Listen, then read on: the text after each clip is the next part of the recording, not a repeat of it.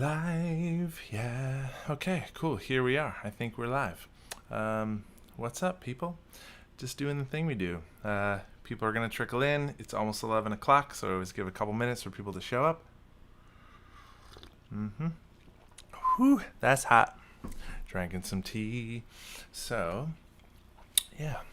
As people show up and get here, say hi, leave a comment, say your name. Would love to see who's here always and sort of like check in with people and all that kind of business. Yeah, we've got a fun topic today talking about feedback. The culture drop on Tuesday this week was around leaders asking for feedback from their teams, and it was good. We got some really great sort of questions came in. So, all right, we need like a theme song. Yeah, we need a theme song. We don't have a theme song. I could add one. Like dun dun dun dun. I don't know, something like that. That seems weird. Cool. All right, let's get started. Let's do this thing. Hello, everybody. Hello, friends. This is Galen. This is Tell Me More About That.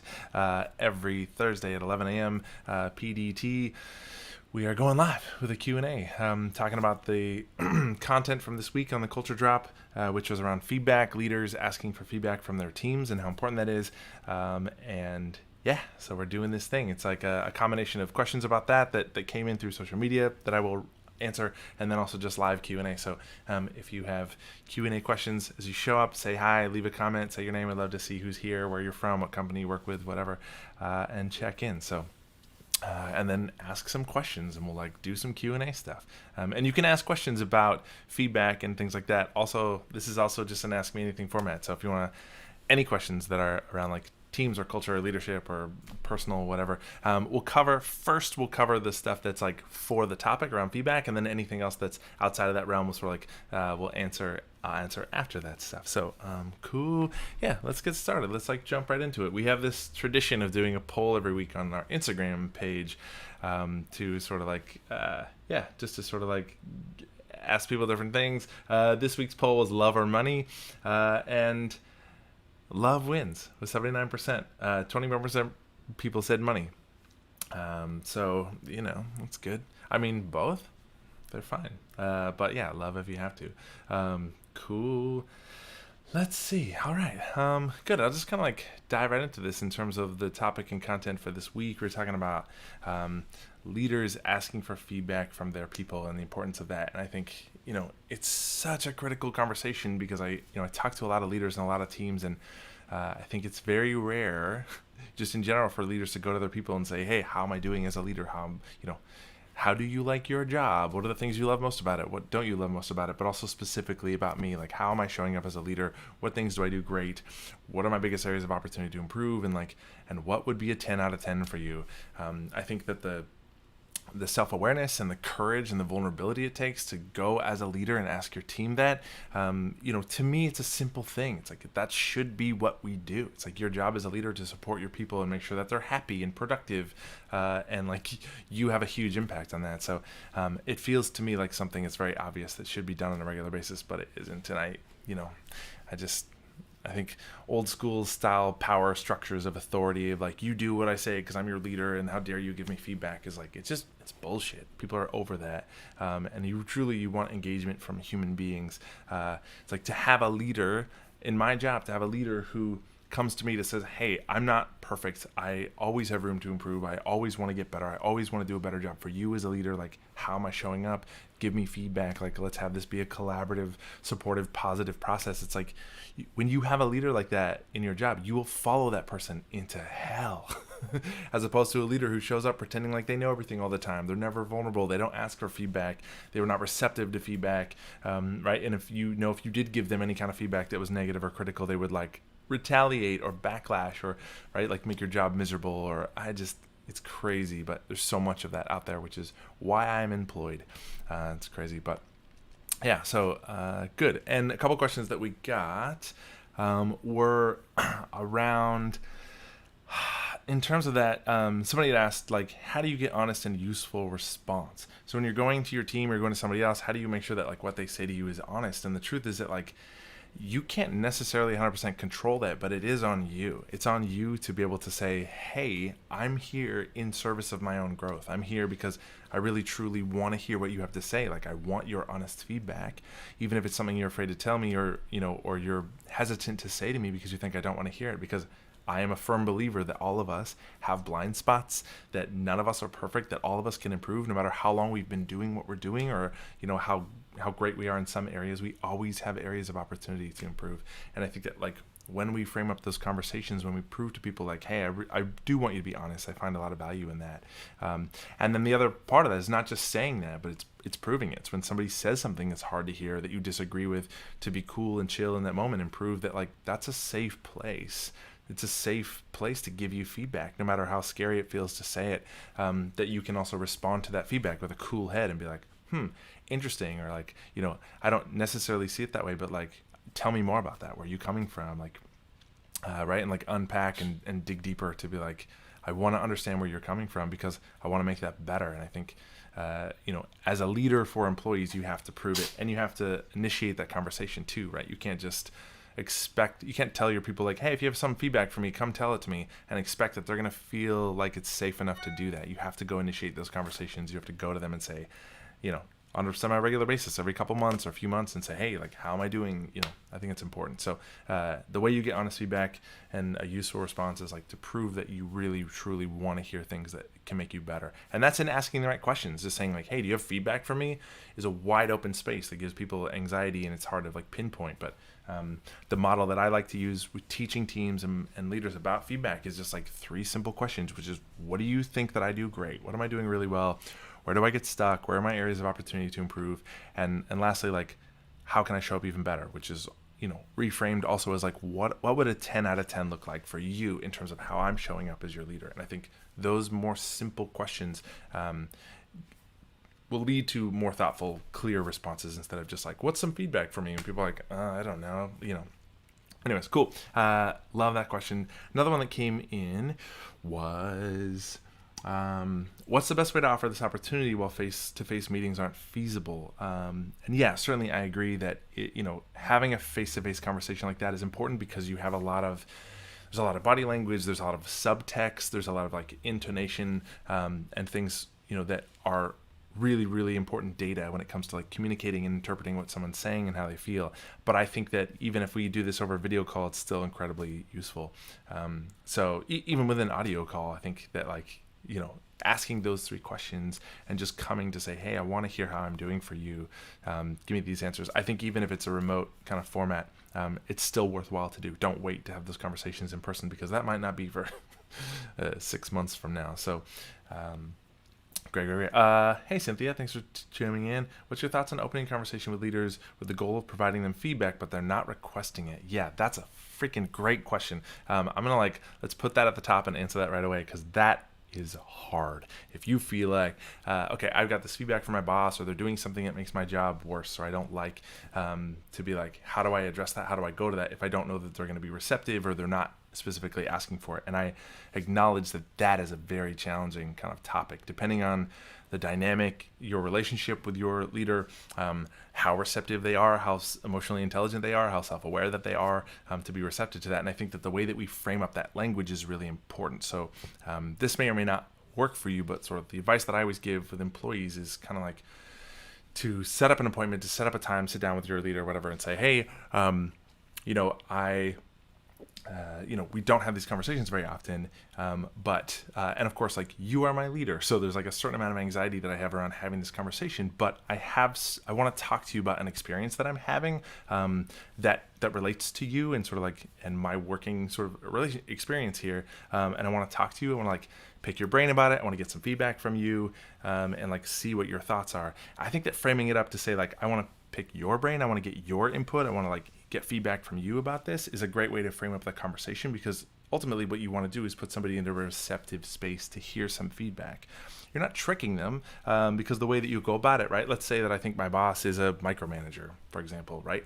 Then I might be like, I want to talk to you about an experience that I'm having, that I want to pick your brain about, that I want to get some feedback from you and get your perspective, because I think it's impacting my sort of like performance, or it's impacting how much I care about my job and stuff like that. I think it's important, right?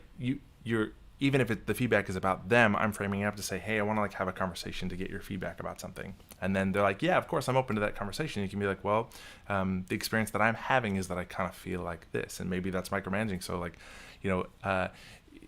I think it can be helpful not to like label people. Like, right, if you label somebody, if you say you're a micromanager, you're micromanaging me, nobody thinks that they do that, right? And because that's a negative term, so anyone is going to like push back or feel defensive to be like, I don't micromanage you.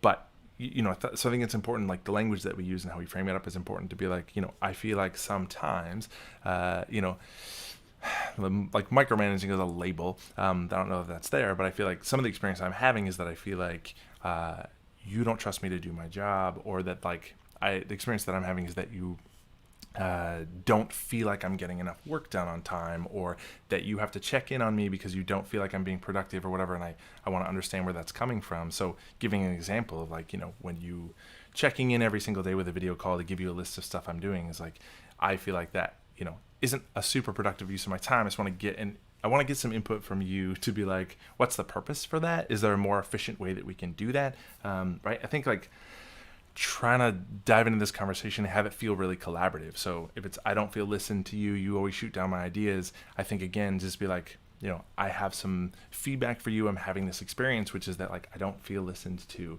sometimes. And like, I'll give you a perfect example of that. Right. But I think that even in trying to find a solution, we're not coming to them with a problem to say, you're this kind of leader, you're doing this and it's ruining my experience. To say, what are your thoughts on that? Like, this is the experience I'm having and it's impacting how I feel about my job, or it feels deflating, or that you don't trust me. And I'm sure that's not your intent. So I wanted to get your feedback to find out what's happening for you. Is there a different way that we can frame up this circumstance or these situations, whatever, that, for example, if you don't listen to me or you always shoot down to my ideas, if that's how I feel about my leader, then I might be like, is there a way that I can bring up ideas to you that will put you into a more receptive space? Or here's an example of 2 or 3 or 4 times when I felt like I didn't even have a chance to explain why I thought that would be a good idea before it had already been sort of shot down. And what would feel great for me is if I can have just 4 or 5 minutes of you to like just hear me out. So again, it's like, this is a collaborative conversation. I'm not coming and accusing you of being a certain way. I'm just saying like, this is an experience I'm having. It's impacting my sort of like experience at work in a negative way. And I'd like, I want to be successful here. I want us to have a great working relationship. And I think that like, let's collaborate. Let's talk about this. I want to get your feedback. So I think anytime that we have feedback conversations like that are tough, it's really nice to approach it in like, I want this to be collaborative. I want to hear what's happening for you. I want you to, I think that like, putting someone in a receptive space so they don't feel defensive. And part of that is like using language that doesn't accuse people of how they are or what they're doing, but saying, I'm having this experience. The experience I'm having is I don't feel listened to. I don't feel trusted by you. I don't feel like you think I'm being productive. And that's an assumption on my part. So like, is that true? I think unpacking things like that. So I hope that's helpful, but I know that's a really challenging one. If you have a leader that you want to give feedback to and you don't think they'll be receptive, or it's scary to share that with them, I think putting them in a receptive space to be like, my goal and intent here is to have the best experience possible. I want to be the most productive, engaged employee that I can be. And I have some thoughts about how you can contribute to that and how we can work together better. So great. Super great question. I get that a lot. Cool. Yeah. And how you frame it is really important as well. I've got a number of videos around that too, around like approaching feedback conversations and how to like initiate difficult conversations with your boss and stuff. So on our YouTube channel, I think there's probably a couple of videos that I've done specifically about that might have some other tips and pointers and helpful stuff. So cool, but great. And that resonates with me. I've had leaders in situations where that's been the case. Let's see.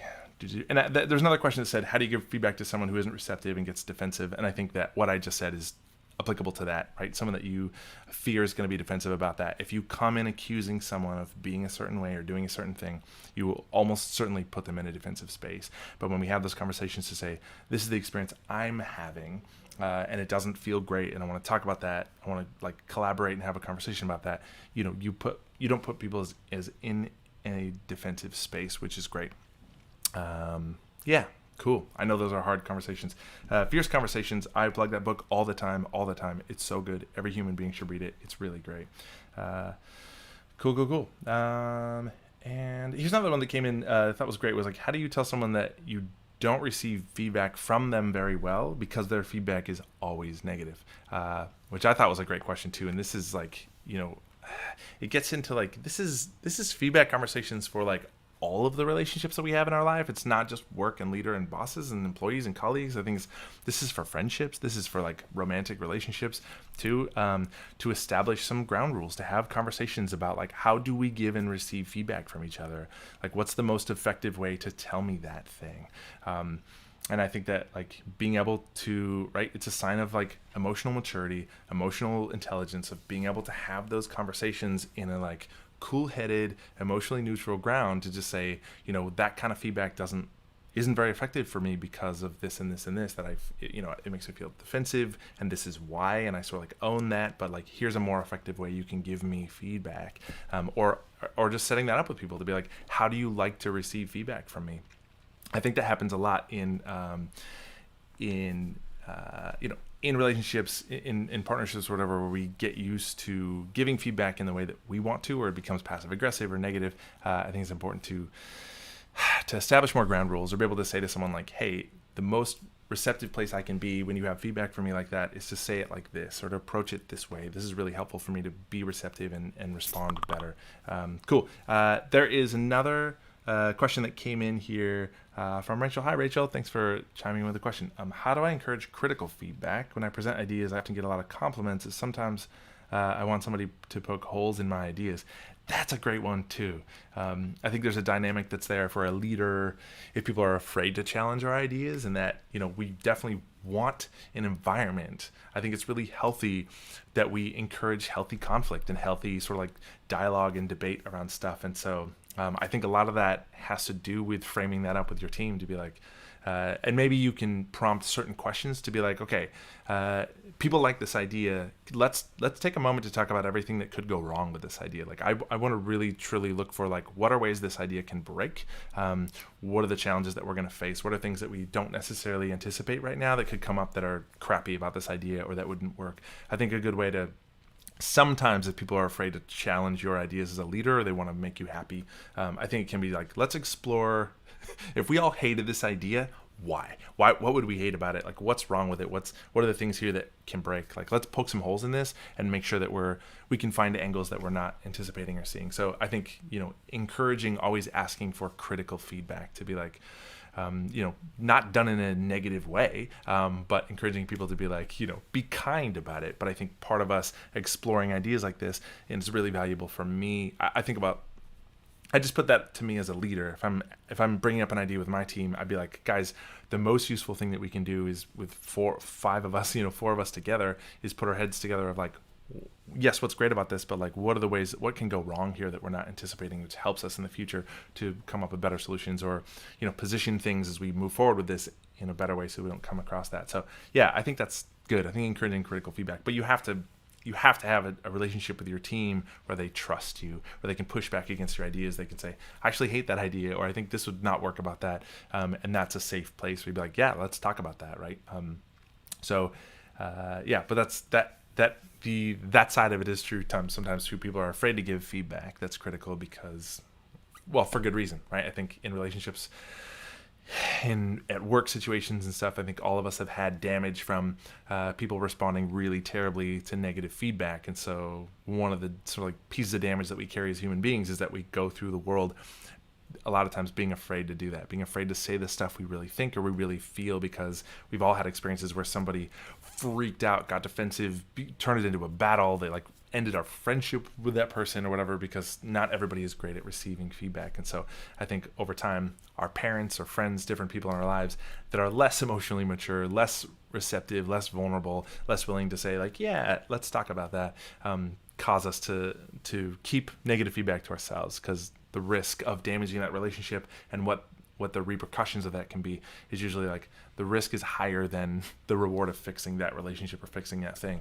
which is unfortunate, because ideally, especially at teams and at work, we can just like say honest shit and talk about the real stuff that needs to be talked about and have challenging conversations in a cool, calm way where we're just listening and saying, hey, if the goal here is to make this experience better for both of us, what are solutions that make that happen? And like, where are you coming from? Where am I coming from? But there's not a plethora of very emotionally mature, very high like emotional intelligence people out there in the universe. It's not something that, I don't know, we get a lot of training on or talk about in school, or parents never gave that to us. So, you're up against a lot of people's damage. So cool. Those were great questions. Rachel, thanks for the question. Cynthia too. Cool. We've been going for a while, so it's probably time to wrap things up. Just really quickly, because we do the affirmation that Carrie on my team runs, which is at Affirmation Destination on Instagram. But today's affirmation is I love who I am, which is great. I think it's really positive and awesome. And I do have something for the watch list, because I normally end these with a read this, watch this, just something I've seen that I recommend. And there's a show that I don't know how new it is. I think it's pretty new, but just came out. Called Broken Bread. Chef Roy Choi, who used to be homeless, and he does a lot of stuff with food. That show is phenomenal. Great. I'm not sure what platform it's on. I'm not very good with TV stuff, but I saw a couple episodes. It's wonderful. Great people doing great work around cooking and food, it's phenomenal. So highly recommend that. We had another question come in.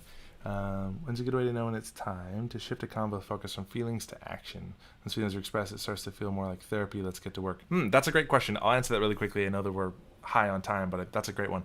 I think it's when we get to the point where we feel like we keep repeating. It's like you don't need to say something 2 or 3 or 4 or 5 times when it's like, I get it. I think it's time to be like, let's talk about getting to work. Let's talk about solutions, which can be, sometimes if someone keeps repeating something, it can be because they're not sure that you've heard them. So I think another way to bring that to light is to say, hey, can I just repeat everything you've said and sum up what I think you've said to me and what I've heard, and then we can confirm of like, yes, I get it.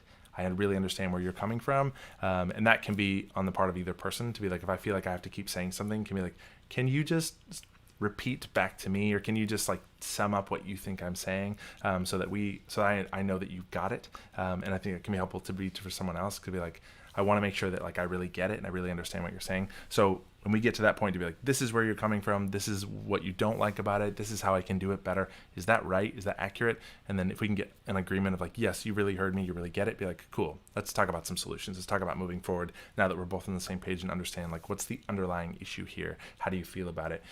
Cool. That's a really, really great question, right? Thanks for chiming in with that. Okay, cool. We are past time. It's time to wrap it up. Thank you. Great questions. I love this. Every Thursday we're doing this. And the topic is always, it's always based on what the Culture Drop Tuesday email was. Culture Drop, I do 1 email a week with a quick less than 5-minute video around topics that have to do with communication, emotional intelligence, leadership, culture, etc. Next week's topic is micromanaging, which is a great one. So the email comes out Tuesday morning. If you're not signed up on that and you're interested, my website, shiftyes.com, there's links to it you can find, but like sign up for the Culture Drop. It's 1 email, less than 5 minutes every week. There's no sales pitch. There's no spammy kind of garbage. That's it. We send 1 email a week with like content that's great. That's it. So cool. All right. I love you guys. Thank you. We're way over time, but this was great. So I really appreciate it. And we'll see you next week. Thanks for tuning in.